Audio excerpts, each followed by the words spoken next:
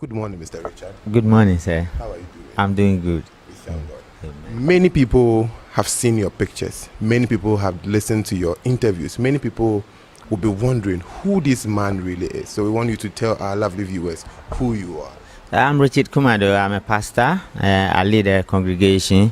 I'm an intercessor. I am the founder and the president of Global Intercession Agenda. We meet at Holiday in Airport City. We intercede. I've set up several organizations that is bringing change to humanity across Africa and the group. I have written several books. I've just had my first one here called Wisdom Keys for Sustenance and Development. That's spoken about fatherhood. I train in other areas like fraud, risk management, corporate governance, and I'm a public speaker. I've been on TV, radio, in the forefront, championing issues that confront humanity and how we can be best to ourselves and bring a change to our world. And there has been several transformations in the results we got in are very credible, and we believe we'll continue pushing it until God appears one day. Okay, so Mr. Richard, you've been a motivation, a public speaker. We want to find out the public awareness in our country concerning some of the risk management you've been talking about, because we knew you are a resource personnel for risk management. So in terms of that, what do you have to say? It has been we live in treacherous times. You remember Men's Gold in Ghana. You remember the blockchain issues. You remember the crypto issues. I'm a visiting lecturer at the National Banking College for the past 10 years. I have trained on fraud. I champion fraud and compliance issues in this country. I have resources on several platforms across the globe. The risk is rare and it's very high. You don't give an investment to somebody who you don't really know. And if you do that, then you haven't done your due diligence properly. And you could be finding yourself in some very difficulties you may not be able to find the solutions to. Millions of people have lost their livelihood for bad investment, or for investment they have never really taken time to do due diligence about it. And without due diligence, you might be trading in areas you have no knowledge, and you could be in trouble. Okay, so like you heard from the man himself, he's saying that if you really want to go into good investments, then be watchful and careful to who you do business with and where you invest yourself. So Mr. Richard, speaking about fatherhood, we want to find out first, but before that, are you a father? Yeah, I'm a father. I have two lovely kids, and I'm a father, and I father so many people across the globe. I'm a mentor, and because I run a program called Mentorship and Leadership. So I mentor several people, from men of God to corporate professionals to I have a platform where I train pastors. It's called Ministry and Ministers Platform. I've done several things the Lord has used me to do. So I mentor a lot of people. I provide fatherhood roles, and I perform as a father as well. I have two beautiful kids I'm proud of. He is proud of having two beautiful daughters, and I believe that you out there should also be proud of what you have. To enter more into this game, we want to find out from Mr. Richard who a father is. Like I said earlier, a father is somebody who father a child, and this child could be biologically owned or it could be adopted. And there are other people in society who might not really have children, but they perform certain roles that is ascribed to fathers, so we see them as fathers. So in the wisdom of the African, we have clan heads, we call them Ebusiapenyi. We have community heads, and they perform or they function as fathers, because fatherhood is a very important key part of our life. Even in the corporate world, people have developed what they call godfathers. Even in politics it exists, and these people perform certain roles and function as fathers. So they might not necessarily give birth to these people, but once they perform certain roles that qualifies them as a father, we call them as godfathers or fathers in the yard. You heard it from the man himself. He has been lecturing and he has been teaching on fatherhood for the past 8 good years. So we believe that he has a keenly respect when it comes to fatherhood and what fathers really go through. A quick one to Mr. Richard. With what you just said, your expression, we want to find out that what are some of the men doing wrong or correctly that doesn't really identify or specifically put them in that fatherlyhood manner? There has been a lot of issues. Fatherhood goes with responsibility, and when you are looking at a family setup, Then you are looking at a man and a woman making up a home, and they have children they give birth to, or they brought them in to father them. Their responsibilities and duties, when you bring them together, then we can say this is a home. But over the years, society has transformed into several elements, and modernization and technology, and the environment itself has changed over the years. So the roles of fathers have also shifted a little bit. Unfortunately, the rate of transformation has overpowered many of the fathers we see. So there's what we call homelessness, or broken homes. And the SSCs is what you are seeing in the street, that many of the fathers have left home and they've never come back again. Either they have been pushed out or circumstances forced them out, and they've never been back again. And the SSCs has affected the children, or the marriage setups, or the home as a whole. But otherwise, there are very good fathers out there who are performing their duties and responsibilities as fathers. Okay. So to our lovely viewers, we want to find out what is the role of a father. If I say I am a father, what should be my role? Fathers provide not just the financial needs, but they provide the psychological needs, the spiritual needs, the emotional needs, the social needs of the home. And the total home depends on the father to large extent. The mothers play very great roles to support in everything the father do. But the father is the head. And once they don't show up good examples, it affects everybody who follows them, because they become the role model or the head of the home, as the Bible puts it. And so it's a very key area. And it's a very significant area and a major part of a humanity. Once the fathers get it wrong, every fathers of society is being affected. Okay, you have been a man of God for the past years, and you have trained other great men of God who are doing wonderfully well in this country. If we want to mention names, there will be numerous of them. We want to find out from your context right now, when it comes to spiritual fathers. You've been a man of God. We want you to touch on that for us. The issue has been really as to who then become a father, and under what circumstance do one subscribe to somebody as a father. The fathers has not defined their duties, so the children are confused with their responsibilities, and that has been the issue between the spiritual father and the spiritual daughter or the son. Not that they are bad people, but many of the young ones do not want to succumb because they have not seen the fathers also submitting to their grandfathers.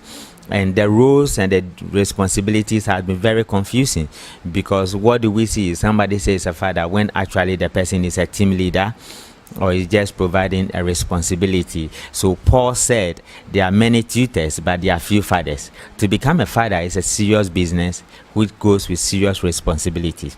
Some people might be providing mentorship roles, but they want to be called fathers.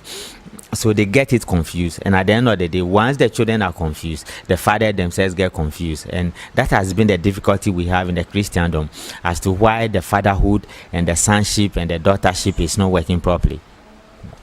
So you've heard it from Mr. Richard. If you want to join us on this program, you can send your comments to 055-607-2100.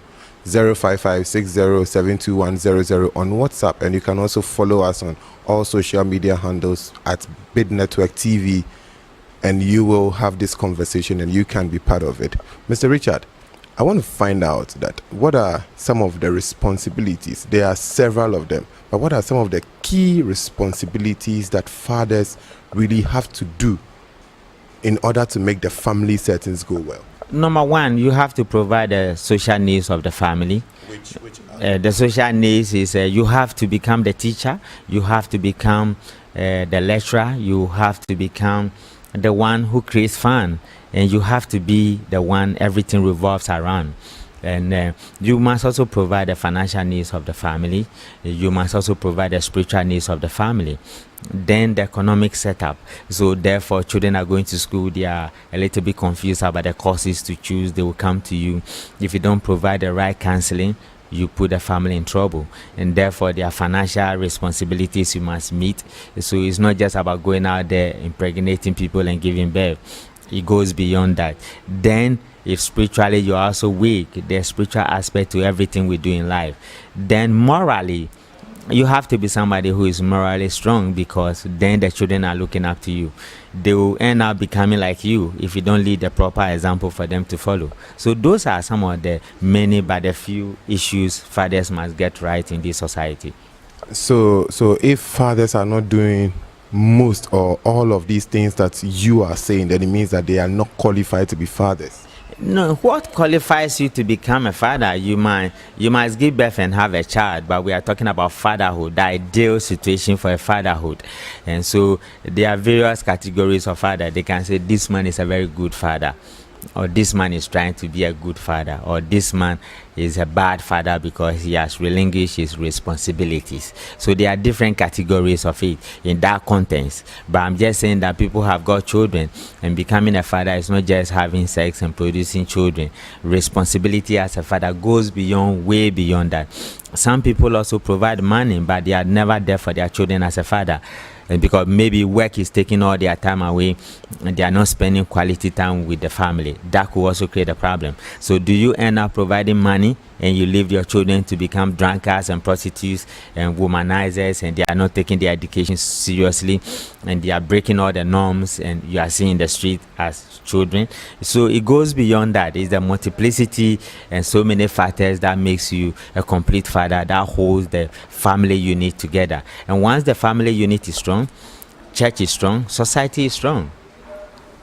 So what happens to some of us who, by one way or the other, we find ourselves having children by wedlock or any other means? We find ourselves having children, but the means to go through all these things you are saying is not really there.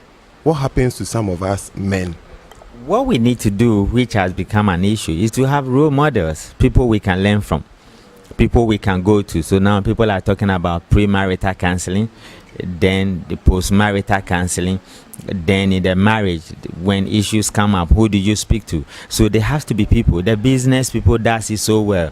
We must begin to replicate the same thing in our homes and in the churches, because we need to have role models, people who have gone ahead of us, people who have traveled this journey, so that their mistakes become our springboard, or the things they've done well become the things that inspire us to get involved into. When we begin to do it, so you could see that it might be difficulties, but we can minimize it and begin to travel a path that others will be willing to follow the same thing.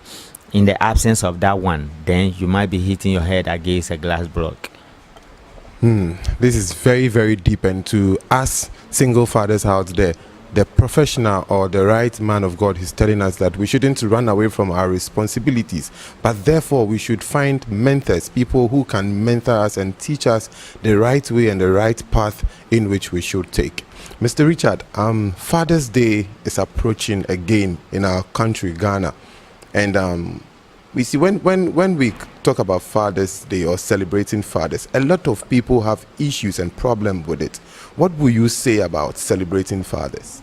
It's a very important thing. The father is the head of the family. There are certain blessings that are exclusively reserved for the fathers. And so, in as much as our mothers, we adore them and they play very important roles, sometimes they even behave like a mother and a father at the same time.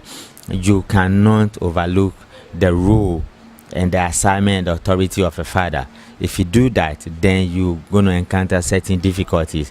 And I believe that as much as we celebrate Mother's Day, we should also create some credible platforms to be able to highlight the fathers, not just what they are doing right, but some of the challenges they also face, because some fathers also left home not because they want to do it, but certain circumstances compel them. And as a society we begin to do so, then we are bringing the units together.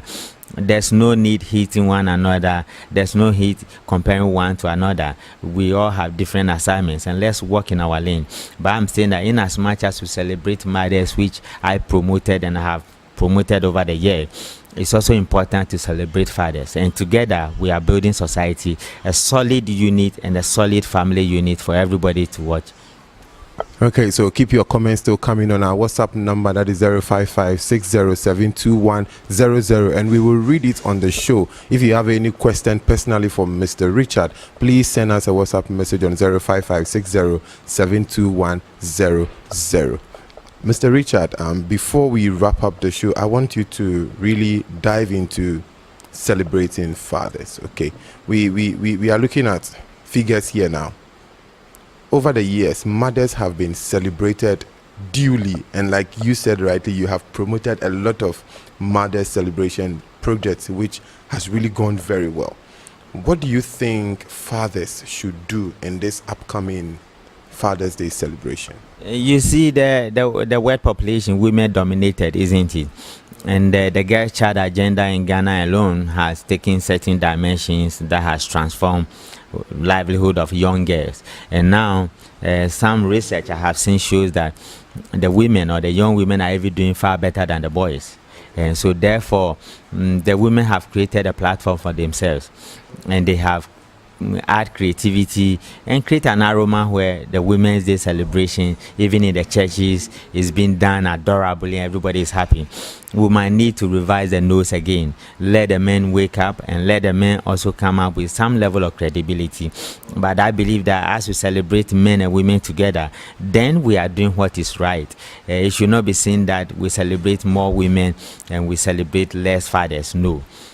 The platform should be created, and sometimes it also depends on the level of celebration and the people who has been celebrated. Others want a quiet celebration, others want an elaborate one. But what are we really celebrating? Is it the fanfare or the values we are talking about?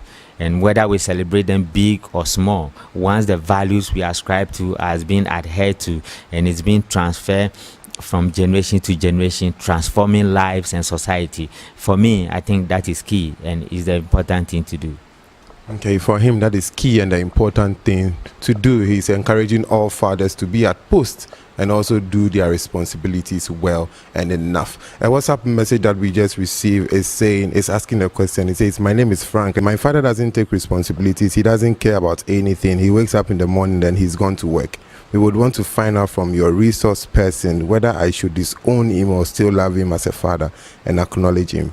No, if they stay together, you see, most times we grew up later to know that all the monies mommy has used to buy with the dresses and the food stuff actually came from dad. So because daddy is not giving you the money directly, we think it's mommy who is providing everything.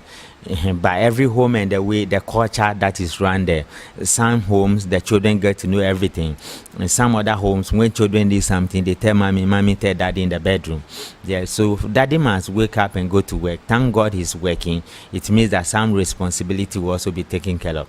I believe that there should be more communication in our homes. As Africans, we don't encourage that one much, where children can walk to their parents and sit with them as a team.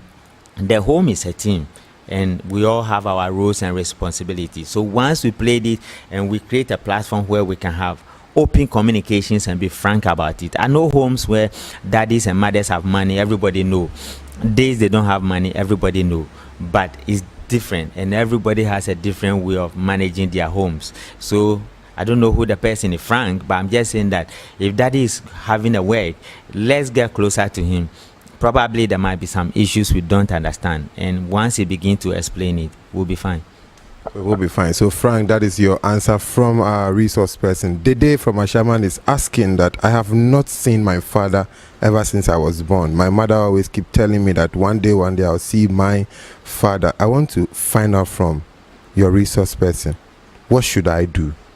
I'm a private investigator. I'm a due diligence officer. I have cases on my desk where elderly women 40, 45, elderly men 30 something are getting married, and they want me to find their fathers or mothers for them. It's also go back to motherhood and fatherhood and the way homes are run, where parents get angry and they took their children away at early stage, and they begin to spoil their mothers to them, or they begin to spoil their fathers to them. Now here we are, these children have grown up, and they want to find out who their father is and who their mother is. What did you think you have done?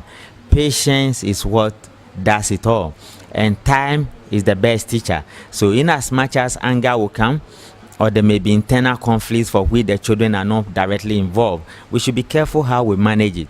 And those are some of the things that is bringing some of these questions. But I pray and hope that one day you'll find your father, and when you find him, sit with him and ask him so many questions. And I believe in the course of those conversations, some of the issues will be highlighted, and you will find peace within yourself.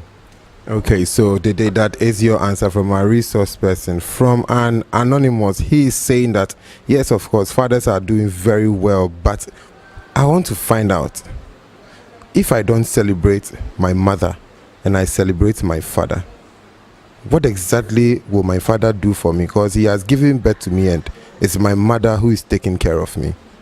That's the perception or the notion we have. Look at it this way: when they give birth to you, some people came for your adoring. When you were going to school, some people show up in your life. When you were going to secondary school, some people show up. When you were going to get married, some people show up. When you were traveling, some people show up. So life is in phases. You might see it today that your mom is doing everything, but you don't know what happens tomorrow, or you never really know what happened when you claim daddy has stopped. I'm not holding breath for mothers or fathers, but I'm just saying that things happen in life, and it is time for individual parents or children to take responsibility. Otherwise, the danger is that the very thing you're accusing your mom of, or the very thing you're accusing your dad of, you end up becoming like them. I know certain fathers who never get married again because the women they give birth with have run away from the home, and they play the role of a mom and a dad at the same time. There are several examples of them. My position has always been that let us not be bitter towards anybody. We were not part of the genesis, and we never really know what the truth is, because mom will say daddy did this and dad will say mommy did this. At the end of the day, when you begin to speak to the two people, you will realize that there were issues more complicated than you, the child. You are just a child. Do your very best and leave the two people who had fallen in love, who gave birth to you, find space within themselves to reconcile, and don't let the activities begin to conspire you against one another. It might create a backlash, and you may not be able to find a solution to that. Okay, so that is what the resource man is saying is really helping us today on the show, and we have one more question for him, but before we go, there's an interesting question that someone asked. He says, I'm Jessica, and I stayed with my stepfather for some time. On several occasions, he had an affair with me, and later on, he drove me out of the house. Why then should I celebrate fathers? Yeah, that's unfortunate, and that is to the extreme. We even know fathers who have sex with their own daughters.